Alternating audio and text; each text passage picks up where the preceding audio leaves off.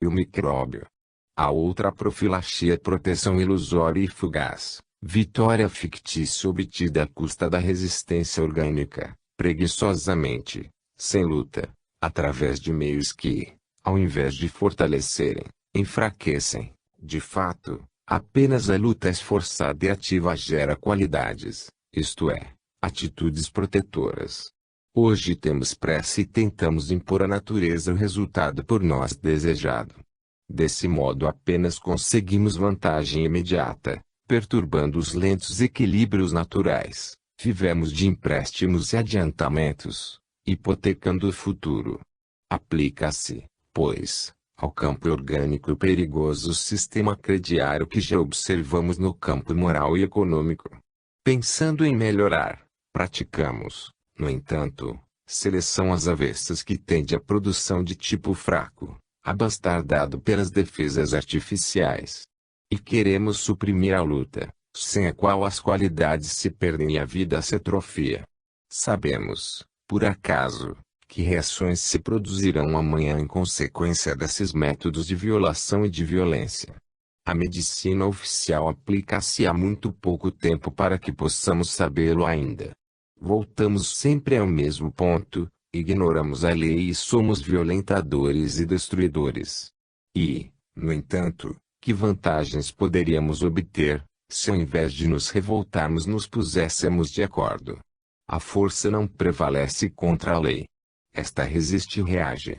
E, da luta entre ela e o homem, este é que sai com os ossos quebrados. O homem não sabe que o sistema do universo é inviolável e que toda revolta resulta em golpes contra si mesmo. Está hoje estabelecido o método humano com que tratamos todos os problemas, isto é, aplica-se em todos os casos a psicologia de inconsciência e violência própria de nossa época. Em nossos dias exaltamos e adoramos o sistema do sucesso rápido, a qualquer preço. Quantas ruínas, porém, não semeia ele no caminho tanto para quem perde como para quem ganha. Hoje o método da luta e da vitória do mais forte já atingiu o campo da arte e do pensamento, desse modo transformado em ganha-pão, mercado, campo de competições. O espírito morreu. A lei fechou-se em rigoroso silêncio e recusa beneficiar os indignos. Deus abandonou-nos à prova que desejamos. As formas superiores da vida retiram-se da terra e o homem, querendo tudo conquistar, perdeu as maiores alegrias e os maiores valores e destruiu a beleza. A psicologia do mais forte transforma a terra em infernal campo de luta onde apenas duas posições podem existir, a de opressor ou de oprimido, e onde tudo se concede ao primeiro e nada ao segundo. Os melhores acabam sendo eliminados, com dano geral.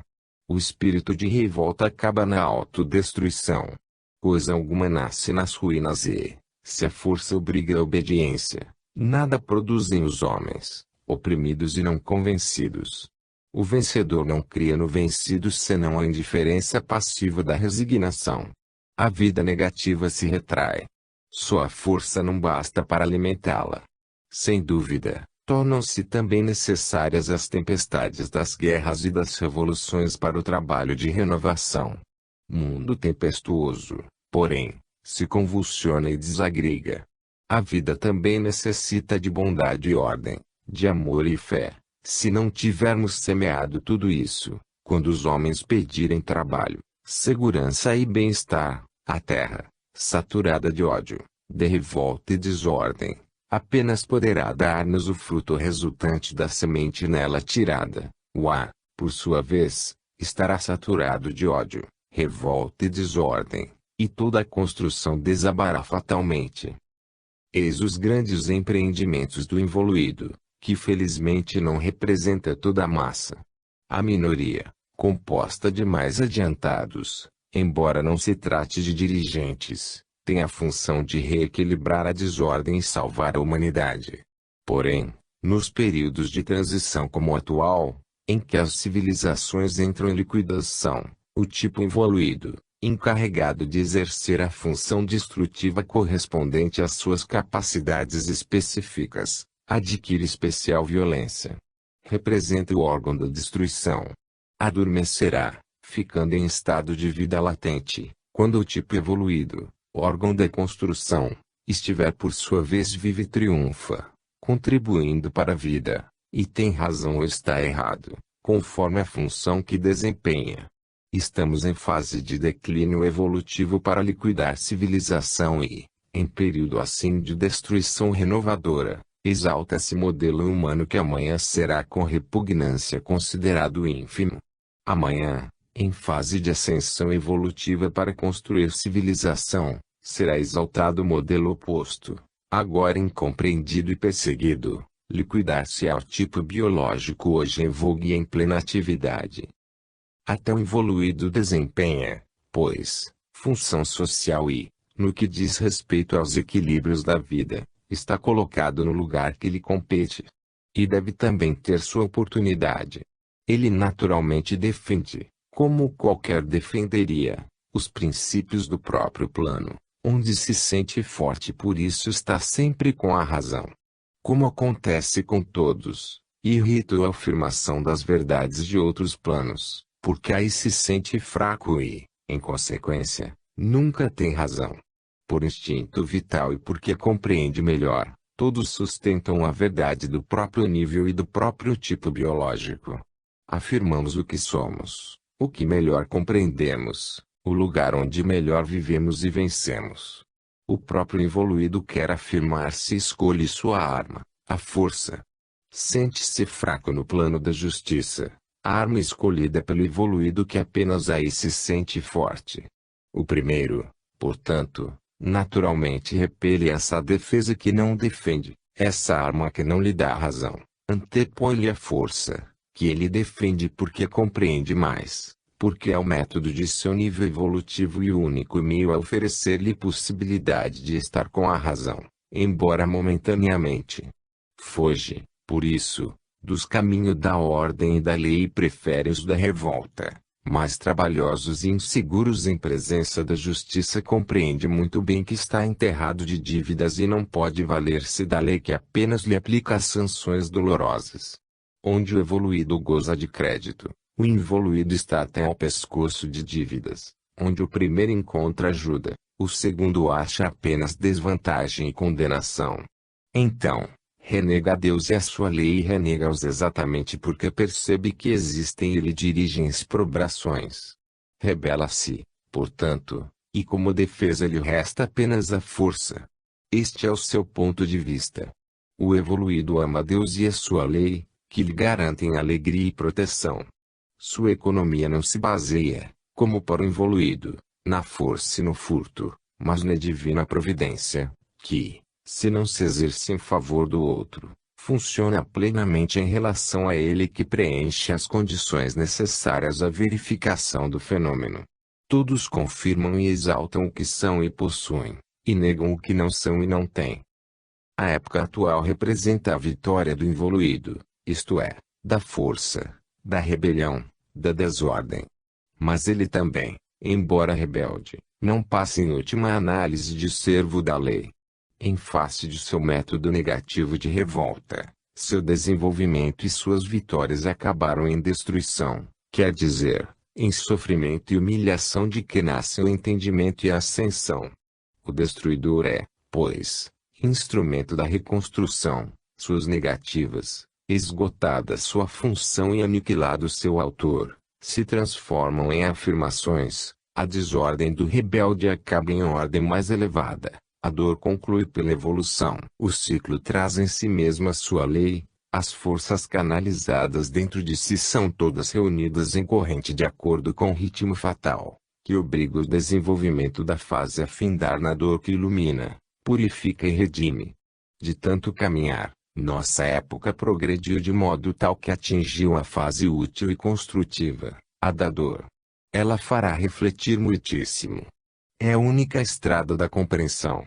E só havê-lo compreendido nos poderá permitir a construção a sério, com solidez, para ascendermos cada vez mais. 9. Das trevas à luz. Observamos os erros do nosso velho mundo, para superá-los no mundo mais adiantado que devemos construir. O ciclo não é novidade e recorde aquele com que se encerrou a vida do Império Romano. Aqui não dizemos coisa alguma ainda não escrita pela lei na história e na vida. Acontece apenas que nem sempre a liam, mas nós lemos. Só isso. Para dar contribuição construtiva à civilização em nossa hora decisiva, tornava-se necessário mostrar o funcionamento da lei. A palavra, em verdade, morreu. Tanto nos habituamos a fazê-la e ouvi-la soar falso e a considerar como inúteis os ideais. Porém, a leitura do pensamento da lei, aqui feita, não é apenas palavras. Nessa explanação se garante a ação da lei maturadora, no íntimo, dos fenômenos que estamos descrevendo. Na realidade da vida, atrás do pensamento que estamos lendo, se situa a força operatriz e meio de comando. Essa palavra está, pois, carregada de fatos, adere ao dinamismo atuante por ela expresso, não é hipótese ou criação pessoal de um homem, mas derivante da realidade que vivemos e está amadurecendo. Aqui se fala, pois, de conceitos vivos, de conceitos força impelidos em direitura à sua realização. Não se trata de exposição de luxo, de vitrina de conceitos com ideias em exposição, mas de cadeia de pensamento cósmico expressa em modo de desenvolvimento racional. Embora muito triste, a visão dos erros e dores humanos, não pode diminuir a alegria imensa da leitura do livro da lei que, apesar de tamanha imperfeição humana, é o livro das perfeições. Enquanto penetramos, pouco a pouco, na profunda realidade das coisas, cada vez mais clara aparece a ordem divina e a alma se extasia ao contemplar as harmonias da criação. Enquanto subimos, invade-nos o senso de libertação, confiança, repouso em Deus, adesão à sua vontade, sintonia com o todo, fusão em organismo imenso, de poder e beleza supremos. Quanto mais observamos, tanto mais perfeita nos aparece a lei. Começamos a afastar-nos lentamente do mundo do involuído e a subir cada vez mais em direção ao do evoluído. Na atual fase de transição defrontam-se o tipo biológico do passado e o do futuro. Classificamos desse modo os dois extremos típicos do indivíduo humano, para tornar mais clara a demonstração. Na realidade, porém, entre os dois extremos se situam infinitas graduações intermediárias, conforme ao desenvolvimento evolutivo de cada um. O extremo inferior exprime a quantidade, o superior, a qualidade.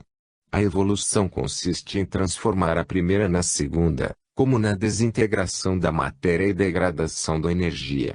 Transformando-se a massa em energia, muda a forma, mas a substância permanece-lhe indestrutível. Se o compararmos com a energia elétrica, vamos entender melhor esse fenômeno.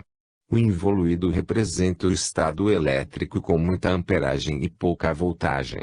O evoluído, a posição inversa, em que, diminuída a amperagem, aumenta proporcionalmente a voltagem ou, melhor, a quantidade, embora diminuindo, se transforma em alta voltagem. Mas, apesar da transformação, nada se criou ou destruiu, pois a substância, expressa em watt, permaneceu igual a si mesma. Entre os dois estados se estabelece a mesma relação existente entre volumes d'água, em metros cúbicos, considerados fonte de energia, e a pressão por eles exercida, desnível. Noutras palavras, a energia se refina, se utiliza, mas ao mesmo tempo se dinamiza. Assim, a transformação se compensa. Confrontemos os dois tipos. O involuído é forte, mas insensível e obtuso, verdadeiro rio de energias, mas de qualidade má, indisciplinada e grosseira. O involuído desperdiça-as de maneira ilógica, pois lhe falta a consciência diretriz, que para ser conquistada requer exatamente, através da experimentação, esse dispêndio de energia. O mundo de nossos dias é assim. Ao evoluído aparece como caos infernal, estúpido e doloroso. O evoluído vive em plano físico menos forte, mas sensível, de inteligência aguda e penetrante. representa a corrente dinâmica mais limitada como quantidade, porém de qualidade imensamente superior, refinada, disciplinada. Com elevação de potencial, essa forma de energia tornou-se mais poderosa, mais apta a vencer resistências, como acontece na eletricidade, quando aumentamos a voltagem. Se a corrente dinâmica é de quantidade mais limitada, suas qualidades de maior potência e a ordem e a disciplina com que a manipulam, o modo mais consciente como a empregam dão-lhe muito maior rendimento. A transformação da quantidade em qualidade, embora a massa se torne mais sutil, traduz-se em maior poder de penetração. A sabedoria de consciência diretriz já conquistada significa poupança de imensos desperdiçamentos de energia impostos, na experimentação, pela tentativa e pela incerteza.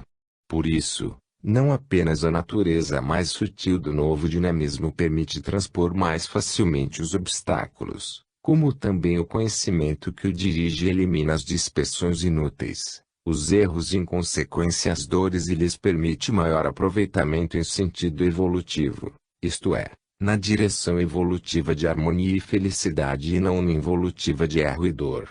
Nesse plano atingiu-se o objetivo da luta do involuído, a conquista de consciência. Os atritos e os choques de seu modo de lutar foram superados e eliminados, são agora inúteis, tudo se tornou orgânico, harmônico, lógico, consciente, sábio.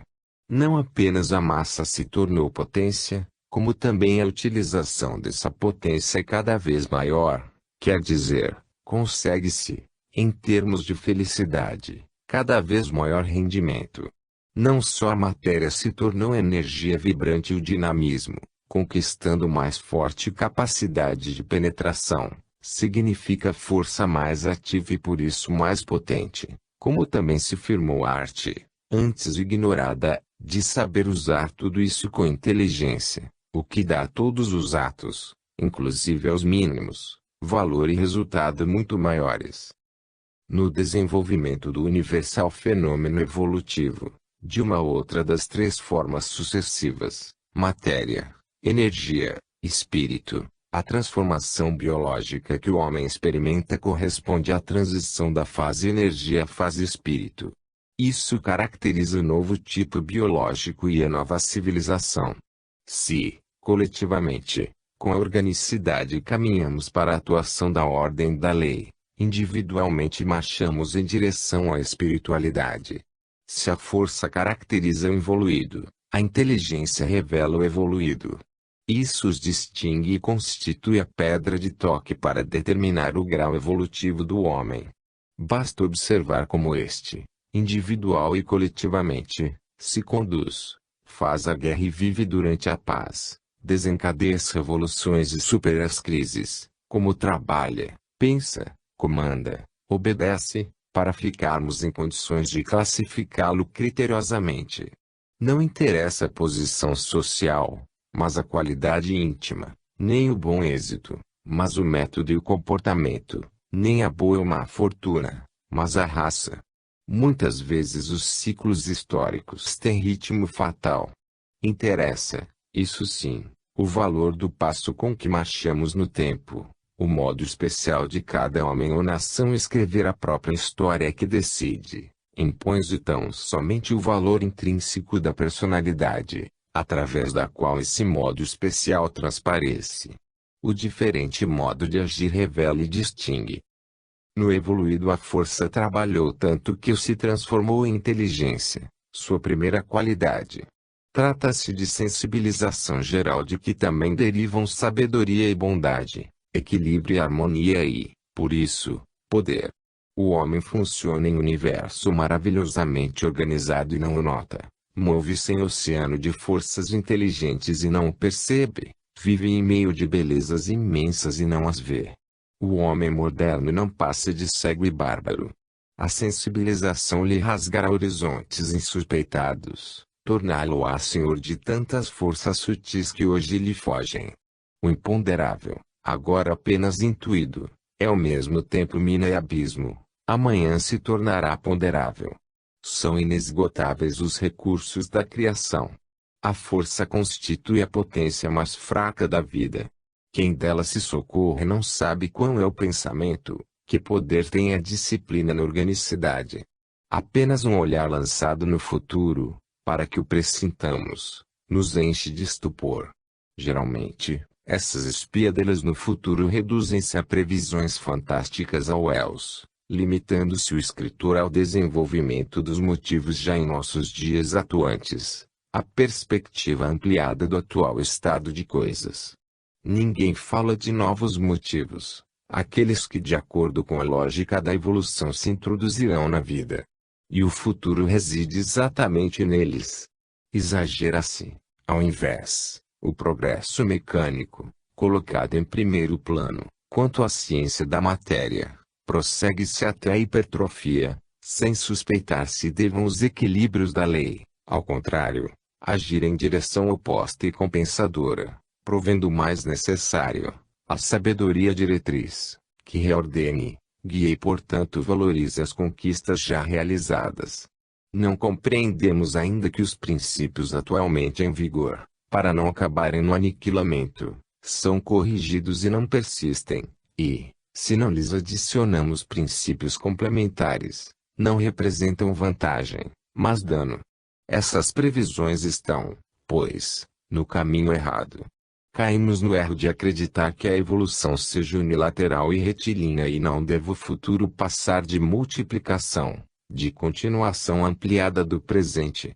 Por força da lei de equilíbrio, o caminho percorrido por determinado século não pode ser exatamente o prosseguimento puro e simples do seguido pelo século precedente.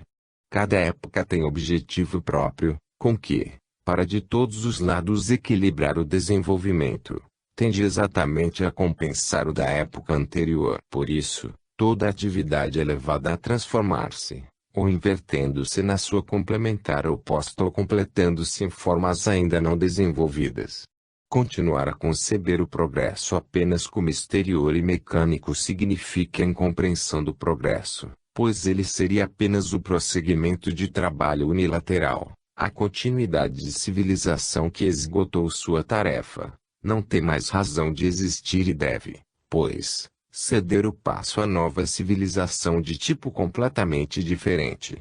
As novas ascensões, fixadas e superadas as vitórias da técnica, deverão apossar-se do campo das qualidades humanas.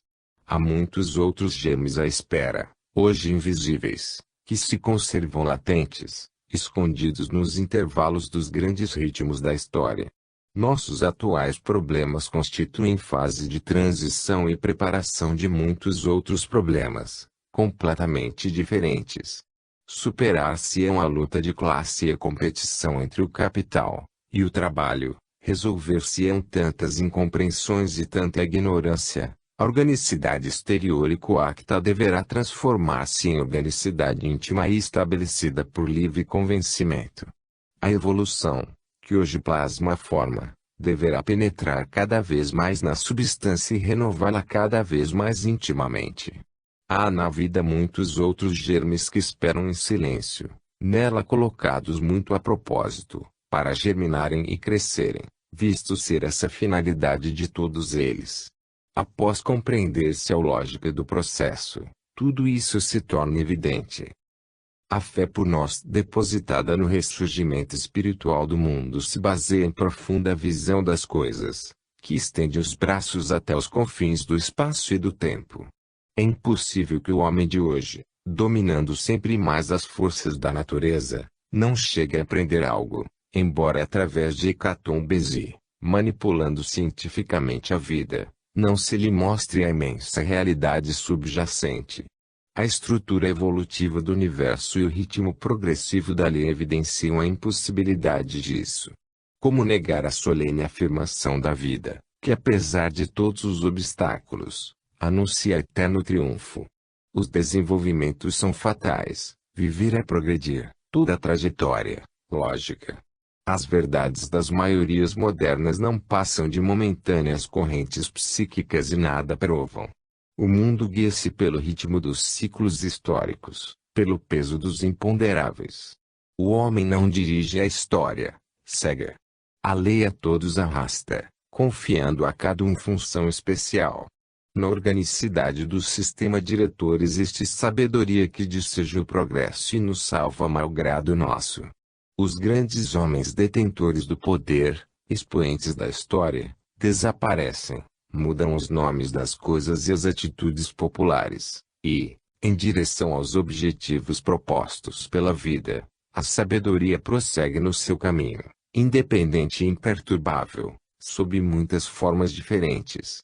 A mesma verdade continua a desenvolver-se, atuando sob as aparências mais opostas da verdade, mas superficiais e momentâneas. A visão das grandes coisas de Deus escapa a quem olha de muito perto as pequenas coisas humanas. Como se fosse cântico ansioso e aflito, nosso pensamento vagou pelo universo, percorreu-o buscando sem cessar e saciado se deteve na fé por ele depositada na ascensão, em que percebe haver encontrado o verdadeiro sentido e o fim supremo da vida. Qual o sistema de vida do novo tipo biológico evoluído? Que posição toma na Terra, especialmente em face das necessidades materiais, eixo da vida dos demais? Sua regra pode resumir-se no preceito evangélico: buscai o reino do Espírito e tudo mais vos será dado por acréscimo. Conquistado poder maior, consistente no domínio do Espírito, torna-se lógica a conquista do poder menor, que é o domínio da matéria. Não estamos tratando de admirável utopia, mas de fato suscetível de verificação. Quem já aplicou essa norma, sabe a verdadeira. Encontrado o reino do Espírito, o resto nos é dado espontaneamente por acréscimo. Como quem pode o mais pode o menos, possuir o plano do Espírito significa dominar os planos inferiores e as forças que o regem, significa tornar-se espontaneamente, sem necessidade do emprego de força, senhor de tudo quanto aí exista.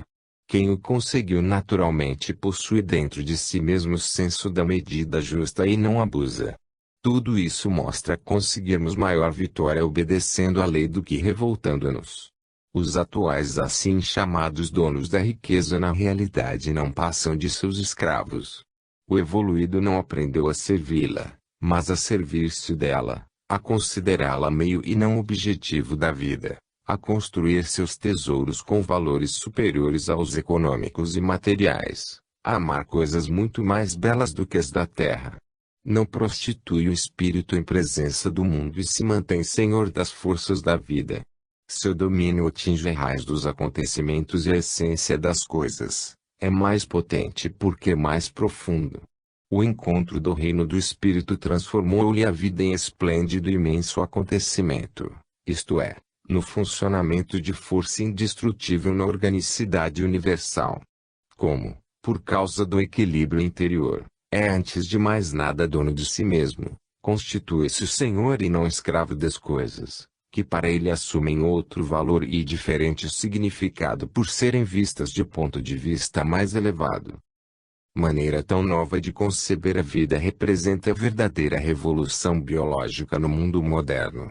Os dois tipos, involuído e evoluído, personificam a velha forma e a nova, que devem respectivamente morrer e nascer. Trava-se luta entre esses dois tipos de vida. Cada um deles tem suas próprias armas. O involuído usa força ou astúcia, o evoluído, bondade e perdão. O primeiro é violento, mas cego. O segundo, pacífico, mas de ótima visão. O primeiro suporta, o segundo domina o imponderável. Estão frente a frente, em posição de recíproca e relativa inferioridade e superioridade. Mas tudo se reequilibra porque o evoluído, se possui mais poderes, tem também mais deveres. Eis a grande guerra em que vencerá o homem desarmado e de que nascerá a nova civilização. O evoluído sabe, porém, que as recíprocas posições de inferioridade e superioridade não são absolutas, mas relativas, que a maior quantidade de meios correspondem maiores obrigações, que essas posições não são definitivas, mas transitórias. Todo tipo biológico, se não passa de evoluído quando comparado a evoluído que o supera, é por sua vez tipo evoluído, Se confrontado com outro mais evoluído que ele, e todo evoluído, se super-evoluído, não passa, a seu turno, de evoluído, se o cotejarmos com tipo mais evoluído. Cada um, seja qual for o nível em que se encontre, sempre tem superior e inferior. Por isso, nenhuma posição nos dá direito de ensoberbecer-nos por causa de superioridade absoluta e nenhuma nos dá motivo de humilhação por inferioridade absoluta. Todos temos superior de quem aprendermos e a quem prestarmos conta, e, também, inferior a quem devemos estender fraternalmente as mãos. E o evoluído sabe não dispor de maior conhecimento e poder senão para a execução de maior trabalho. Não é só isso, porém. No decurso da evolução, todas essas posições mudam continuamente e está em nossas mãos fazê-las mudarem. Para todos nós, o estado de evolução representa o passado. Para todos os homens de boa vontade, o estado de evolução significa o futuro. Desse modo, o evoluído de hoje foi ontem o inferior evoluído, que amanhã poderá ser o superior evoluído. Essa é a hierarquia dos seres, que ao longo dela se movem de acordo com o merecimento e a boa vontade. A luta entre evoluído e evoluído é fatal. Todo ser personifica determinada força e representa o determinado elemento da luta. Ninguém pode, na posição de neutro, fugir da luta, pois a vida consiste na ascensão através da luta. Vida é movimento, é vir a ser, a estase mata. E esse vir a ser tem de significar ascensão. Esse movimento não pode deixar de dirigir-se para cima. Resolve-se na morte a vida que não progride para o alto. Construir ou morrer, avançar ou extinguir-se. Quem para perde a vida. Se não evolui, morre. O retardatário morre na proporção do próprio retardamento. Quem chega tarde se arruína. Quem se recusa se destrói. Progredir cansa muito. Todo aquele, porém, que retrocede caminha em direção do inferno. Enquanto isso, quem progride caminha rumo ao paraíso. A lei nos comprime de todos os lados para que nos decidamos ao trabalho fatigante de avançar em direção do paraíso em tudo o retorno ao seio de Deus, de que se afastara. A vida não tem e não pode ter outro significado. X. O problema do mal. A luta entre o evoluído e o evoluído não passa de momento da luta universal entre o baixo e o alto, o passado e o futuro, o mal e o bem, e ao contrário. O problema se espraia, desse modo, no problema muito mais vasto do bem e do mal, os dois termos contrários em que se divide e se funde a grande unidade do universo. O mal representa o baixo, o passado, a desordem, o inferno, a revolta contra a lei, o nosso afastamento de Deus. O bem representa o alto, o futuro, a ordem, o paraíso, a obediência à lei, o aproximarmos-nos de Deus. Como a evolução é apenas a ascensão do primeiro para o segundo posto, o evoluído não passa de retardado e do mesmo modo o evoluído é tão somente certo evoluído que progrediu. Como os dois termos contrários, mal e bem, se digladiam, assim o fazem também o evoluído e o evoluído, que pertencem, respectivamente, ao primeiro e ao segundo termo.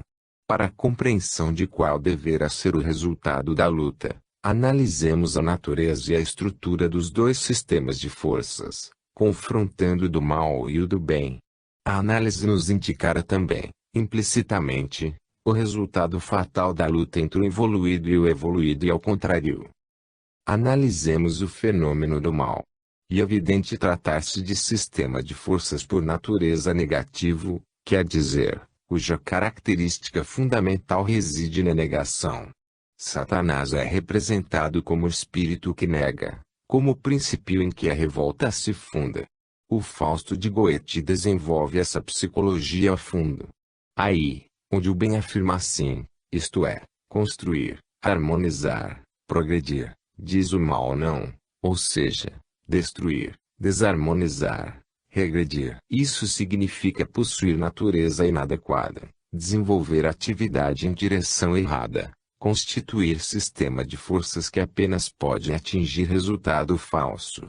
Tudo isso está implícito no sistema, por força de seu próprio princípio e estrutura.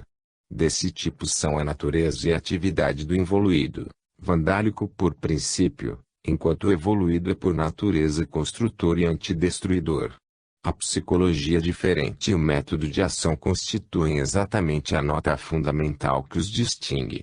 Essa natureza do involuído, como acontece ao mal, importa em atividade em direção errada, isto é, permanecer fatalmente ligado à estrutura mesma do próprio sistema de forças, de modo a atingir apenas resultado falso.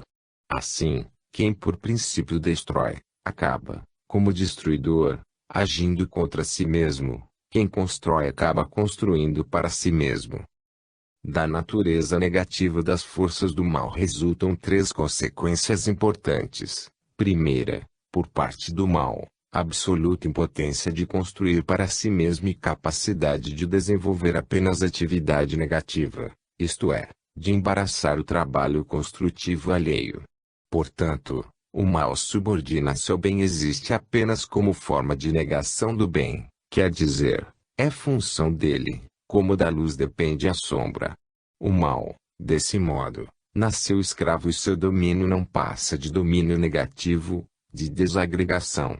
Segunda, sua irresistível tendência para a autodestruição.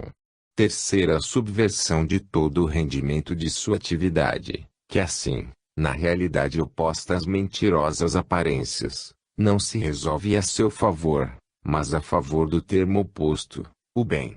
A destruição levada a cabo pelo mal se transforma assim, em construção no campo de forças, inverso e contrário. Observemos os três pontos. Trata-se de três momentos do mesmo processo, de três funções tendentes ao mesmo resultado, a vitória do bem. Conclusão: o mal parece e, no entanto, não é inimigo. Representa apenas a negação que condiciona a afirmação. Sua posição é de divergência, mas subordinada. O sistema destrutivo está combinado de modo tão sábio que deve acabar transformando-se em construção. Particularidades momentâneas poderão causar-nos impressão contrária, mas a ação do mal, em conjunto, representa apenas contribuição para a vitória do bem. Quem considera o mal como inimigo não compreendeu a perfeição da lei.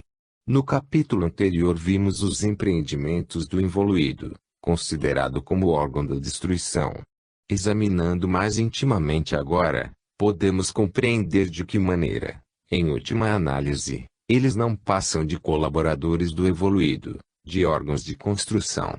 Tudo na lei deve ser construtivo, mesmo lá onde assume aspectos negativos, até mesmo sob as aparências de oposta forma. O estudo do problema do mal faz-nos compreender melhor a verdadeira função do involuído no quadro da vida, como sua atitude de revolta se transforma em obediência, como, apesar de tudo, ele é apenas escravo da lei. Tão sabiamente se acham combinados a natureza e o desenvolvimento das forças que tudo termina se pondo a favor da evolução. A revolta, ofendendo a lei, excita-lhe a reação, que para o homem significa dor, isto é, experiência, entendimento, redenção.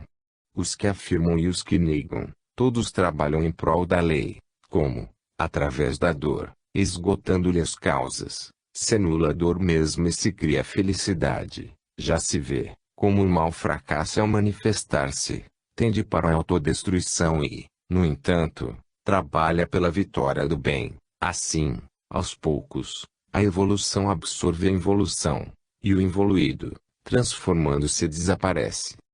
O primeiro dos três momentos do processo de desenvolvimento das forças do mal nos mostra o aspecto negativo da sua função. Por si mesmo, considerando-se, a sua natureza negativa, representa a força esgotada, equilíbrio instável e provisório, posição falsa e insegura, apenas capaz de triunfos efêmeros. O tempo, de fato, constitui o grande inimigo do mal. Sempre apressado porque reconhece a instabilidade de suas posições. Sozinho, pois, nada pode concluir de duradouro. Embora sabiamente executadas, As construções do mal parecem tender irresistivelmente ao desmoronamento. Por mais perfeitas que sejam, falta-lhes o equilíbrio completo, única base estável e resistente. O que é resultado de negativas e destruições não pode afirmar-se construir, mesmo no mal. Se a função do mal é para si mesma negativa, torna-se positiva em favor dos outros, embora contra estes também se dirija em sentido negativo. Desde que o princípio da subversão esteja na base do sistema, é claro que, desencadeada a força em si mesma negativa, esta ao chegar deve apresentar-se invertida, isto é, positiva. O trabalho maligno de embaraçar a atividade construtiva alheia transforma-se, desse modo, no exercício da útil função de resistência necessária à aplicação do esforço humano, função de controle e verificação do experimento com que se conquistam exatamente as qualidades necessárias à evolução, e no da função de elemento secundário e indispensável para contrabalançar as forças dos dois termos opostos do binômio, necessários para a luta de que nasce a evolução. Dessa maneira, a função do mal se transforma na de estimular e acelerar a atividade das forças do bem, isto é, tornar-se, embora em sua posição negativa, necessário e útil fator de progresso. Portanto, o mal, sem querê-lo, torna-se útil ao bem. Assim, Judas, contra a própria vontade, não trabalha para a desejada destruição de Cristo, mas para seu triunfo. No plano da criação o mal submete-se ao bem e, como seu servo, deve, sem sabê-lo, cooperar na consecução de suas finalidades. A mentira engana a si mesma, o impulso egoísta nada pode fazer sozinho e, sem compreendê-lo, presta serviço a seu rival. No segundo momento do mesmo processo verificamos o agravamento do aspecto negativo da função do mal, agravamento que prejudica o próprio mal. Não somente o mal pode construir-se por si mesmo, porque é escravo do bem, como, em face de sua própria natureza negativa, arrasta-se inexoravelmente para a autodestruição. Tal é a triste posição de todos os destruidores, de quantos trabalham no campo de forças do mal. Por mais que a negação do mal pareça projetar-se contra o bem, não o atingindo, porém, se não sob forma positiva retificada, a verdade é que na sua forma negativa ela se projeta contra o próprio mal, que, desse modo e paralelamente à função positiva em prol do bem, submete-se a processo de autoeliminação. A natureza negativa das forças do sistema importa em que seu desenvolvimento se traduz em demorado autodesgaste e progressivo esgotamento. A negação do mal não pode desenvolver-se e agir senão em duas direções num dúplice processo, com resultado positivo para o bem e negativo para si mesma, isto é, construindo o bem e destruindo-se. Segundo parece, em relação a si mesmo o mal não sabe fazer outra coisa senão gerar o micróbio que o mata. As próprias bases e a lógica do sistema implicam em que a vida do mal possa apenas consistir num suicídio, o suicídio de Judas, sua fatal autopunição. Não obstante, Judas foi utilizado em favor das finalidades do bem. O terceiro momento do mesmo processo mostra-nos, ao lado do aspecto negativo da função do mal, o aspecto positivo, quer dizer, mostra-nos como o mal não só é escravo, nada absolutamente pode fazer para si mesmo, estando condenado à autodestruição, como, por inversão ocasionada pela natureza de seu próprio princípio animador, pode tornar-se construtor até mesmo no oposto campo do bem. Chegado ao terceiro momento, o processo de desenvolvimento das forças do mal nos mostra, paralelamente ao aniquilamento dele, segundo momento, sua ressurreição, embora em posição invertida.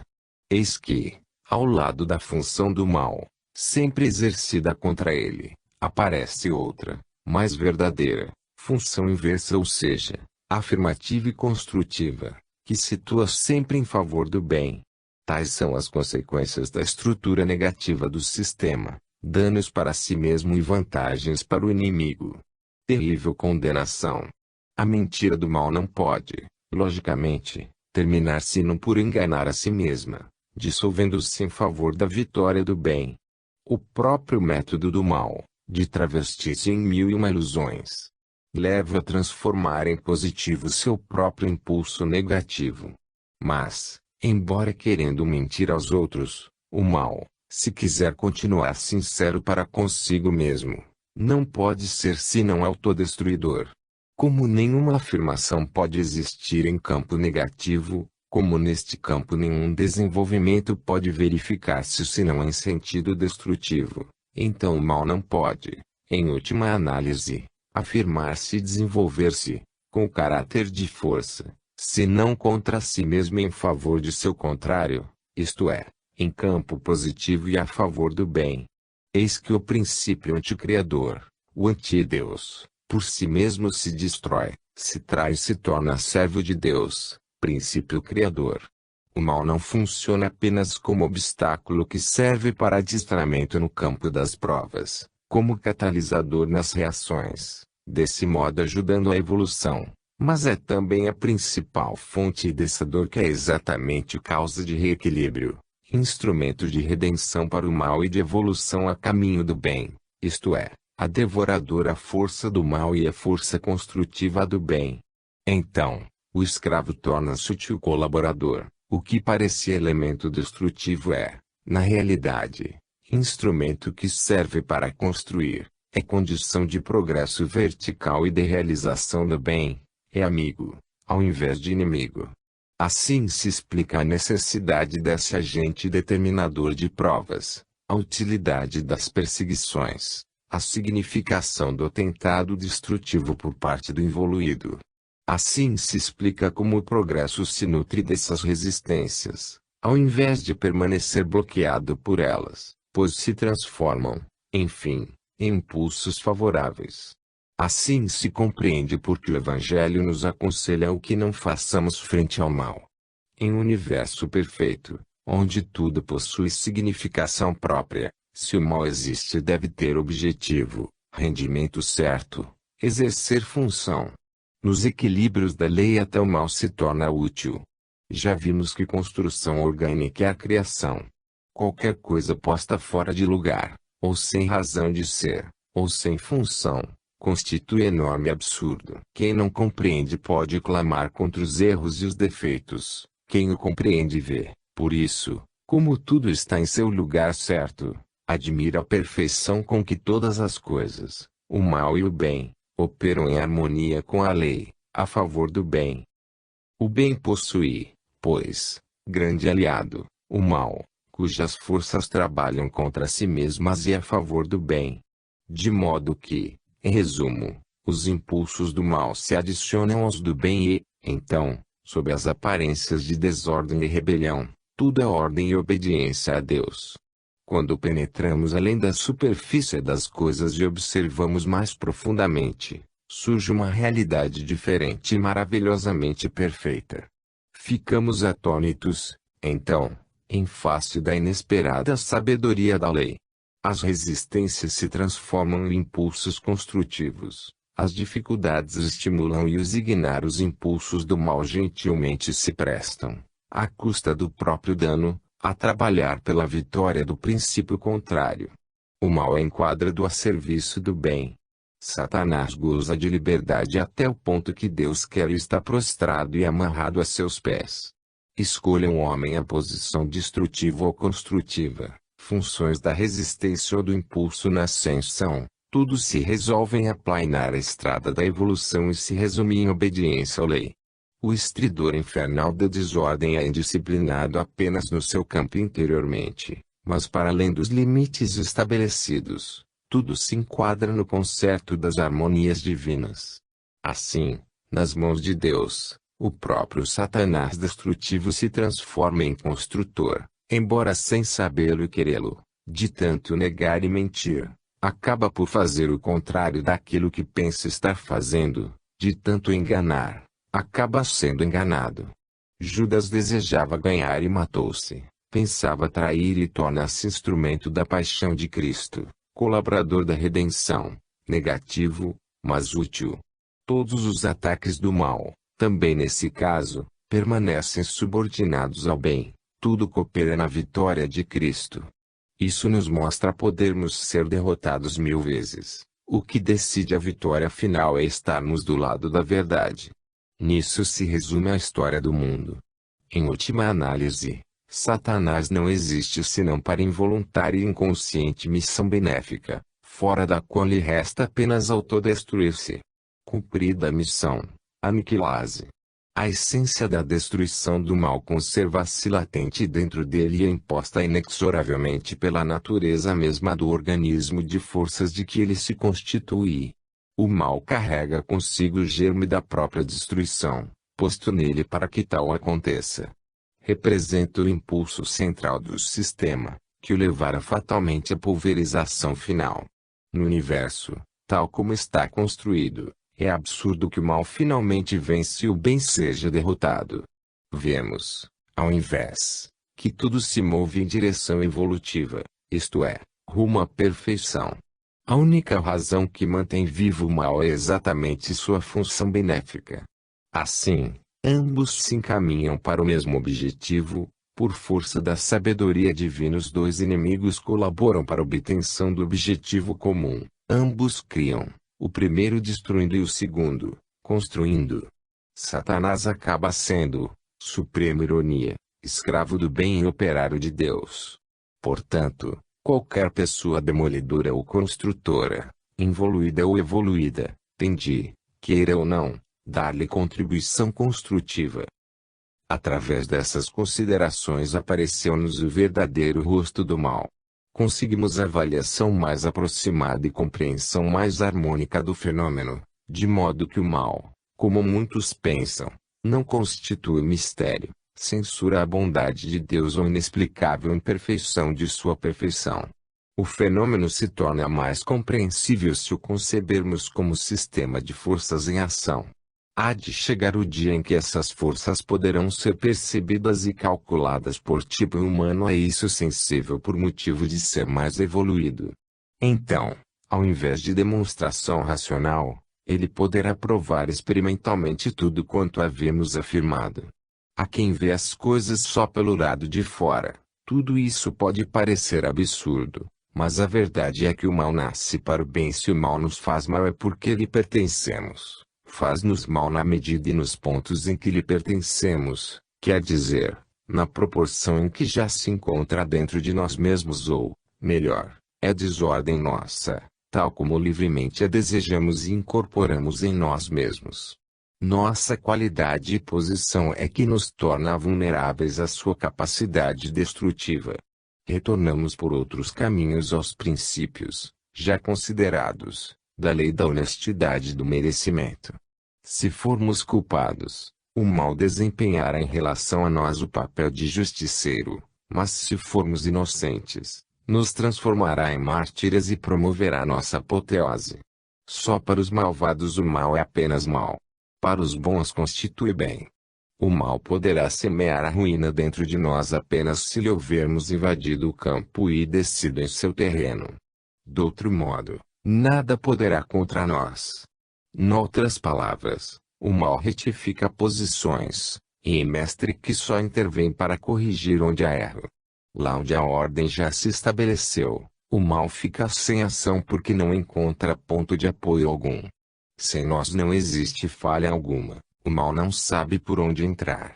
Portanto, apenas proporcionalmente à nossa imperfeição é que estamos sujeitos a mal e sofremos. Se a imperfeição abre as portas para a dor e permite que o mal ataque, acaba sendo corrigida e saneada automaticamente pela dor e pelo mal, e isso de tal modo que, façam o que fizerem, sua ação tende sempre a preencher automaticamente a falha através da qual entraram e a transformar-se em bem. O universo, portanto, contém em si mesmo o princípio de ressaneamento de todo erro. Esses conceitos podem, enfim, mostrar-nos racionalmente o significado lógico desse tão raramente aplicado método evangélico de não reação. Ouvistes que foi dito, olho por olho e dente por dente.